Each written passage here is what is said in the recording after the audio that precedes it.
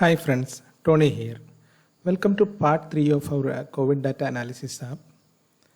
As I have mentioned in our part 2, so in part 3 what we are going to do is we are going to do refactoring of this dataset component.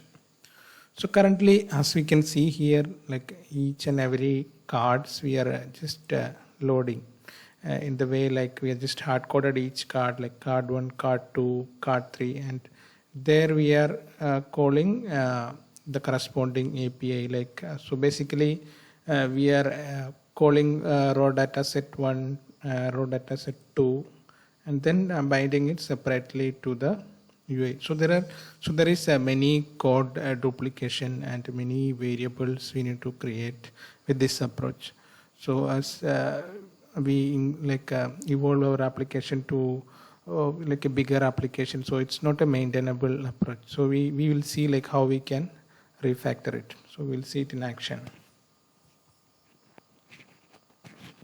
So first thing what we need to do is we will just comment out all these patient data extraction functions. So here we can see we are calling it raw data 1, raw data 2, like that. So just comment out all these functions, and then we are going to write a new function that is going to be named as public get patient data. So as we are using TypeScript here, so we can write a return type and we can define the interface, everything. So we will see those in another part. So we'll do it step by step. So first what we will do, we will just change this API calling approach. So as you can see, we need to call the raw data 1, raw data 2, raw data 3, just like that, and we need to get all the data into an array. So that array we can loop it in the UI. So you can do a v-for and we can loop it and we can just form the divs accordingly. So for that what we need to do is suppose we need to list up to 10 data set. So that part we need to decide at this point. Then what we are going to do, we will just change this to a templated string. So as it's a templated string, we can pass the variables here.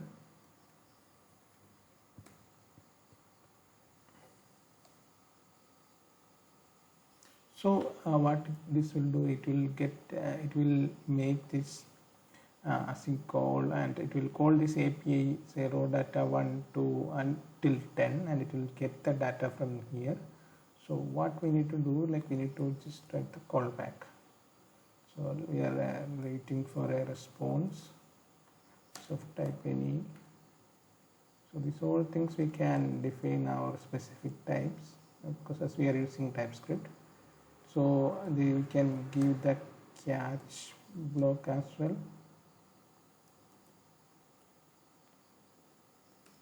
And we can console.log, or if you have your logger service, you can write into that. So once we get a response, what we need to do?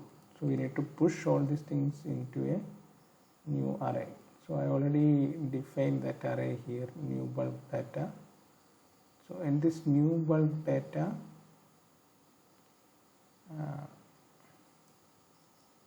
new bulk data dot push. So it's an array, so we can just push the data. So response dot data dot raw data. So this will push the data to this new array. So as you can see here, the data is coming in this way, raw data. There only we are having this array of object. So that's why we just pushed it in that way. So now this new bulk data will be having 10 set. So that 10 set will be having data from the 10 set of APIs. So this part we explained in our previous video. So you can check it there, how this service has been created and how we are making the Axios calls. So once we get all the data in the new bulk data array, we can loop through it. So now we will come to the, so let's do one thing. So we can just delete all this redundant code. So we can remove, so our code looks cleaner and neater. So all this thing we just change it into like a small function. So what we are going to do now, this also we will comment. So now we came to our data set. So here also we can just delete all this unnecessary divs. We are going to create only one set of divs. So here what we are going to do, so here we are just loading. So this loader, it will just wait for this loading flag to be false. So this loading flag, when our this dot new bulk data dot length equal to 10.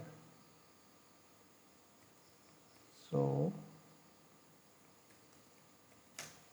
this, once this has all the data present, because it's a API call, so we need to wait for all the data to get filled. So once it is all the data as all the promises resolved and you received all the data set, then make this dot loading flag false. So we have that flag already declared there. So then the loader will go, then it will come to our div. So here we will see like what and all we need to display. So we have a data header part, and then the content part, then a button section. So as you know, like we are looping through an array, so it's in the start from 0. So we need to just increment like +1 to show the number correctly. Then the count will give like the array dot length will give the count, but the data from which date to which date, so that part is little complex. So how we can handle that part? So we have written a function for that. There we are passing that entire array to that. So we will just explain how that function works. So we'll go to our get data. So in this function, so we'll just correct it like get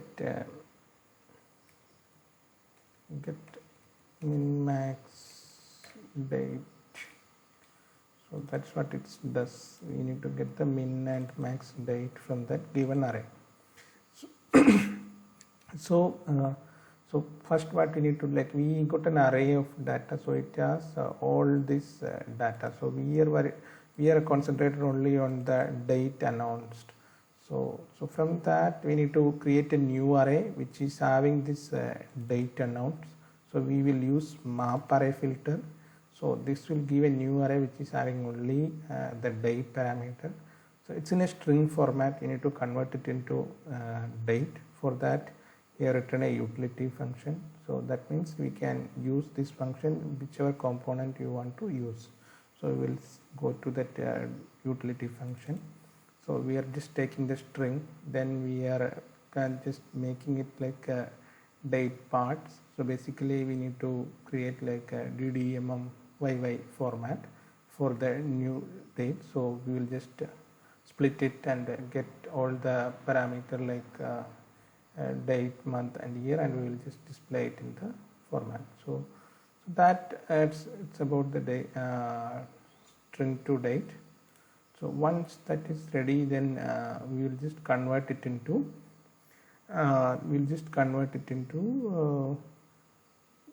like so basically like so here we will get the string to date. So this will this array will be having a like array of dates. So what we need to do now, like we need to just find the minimum date and maximum date from that array.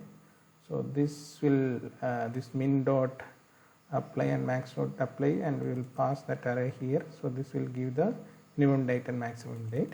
Then from there we will just write a new templated string. So that will give the min date and max date. So basically, so from each set we will be getting a data from a min date and max date. So so the footer part we have the button. So this section we need to cover Vuex as well to explain it properly. And so let's see like where we are. So we just go to the UI. Let's see like whether we are getting data binded correctly. So in this scenario, what needs to happen is like once all the data is fed to the new bulk data array, then the loader should go, and after that you should get the card displayed. So it looks like we have not binded some part correctly. So I think in the created hook we are not calling, yeah. So in the created hook we need to call the patient data, then only the data it will go and call the API and all the 10 sets, and it will get binded to the UI.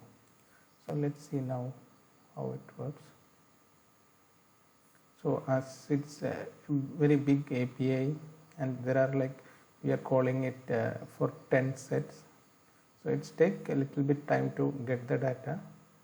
So that part, like if you want to control it, like you can give paginations and show only like 3 or 4 sets, or like only 8 set in something like that. So the 10 set it take this much time, so that part we will plan in future versions.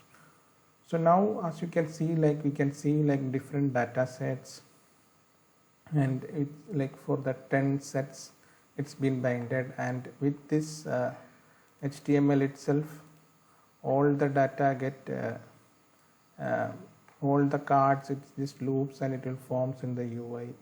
So all works as the way we needed. So now the problem is here is like, so once we apply, this particular data set needs to be selected here, and then user changes to any of this tab, user should be able to see the data calculated according to our selection. And once user comes back to the view, we shouldn't go back to call the API again, because you already get the data, so we should store that data somewhere. So to handle all these things, Vue is having a good state management system that is called Vuex Store. So that we have taken that approach here. So another ways, like you can use the observable and subscription option. So we have used Vuex Store. So we will discuss how we can store that data and retrieve it, and all the different actions which you need to perform to get the data in the way we want.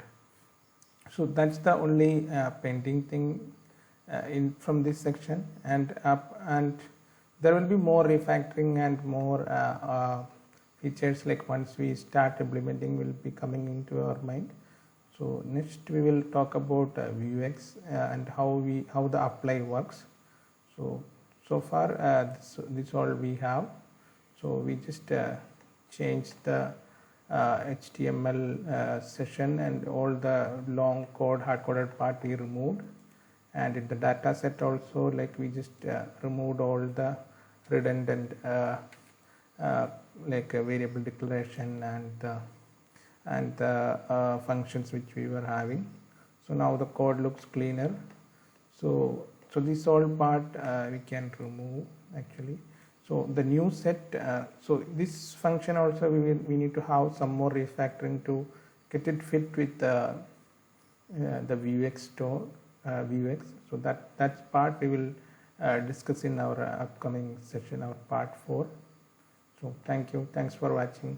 Please subscribe to our channel if you haven't already subscribed. Thank you.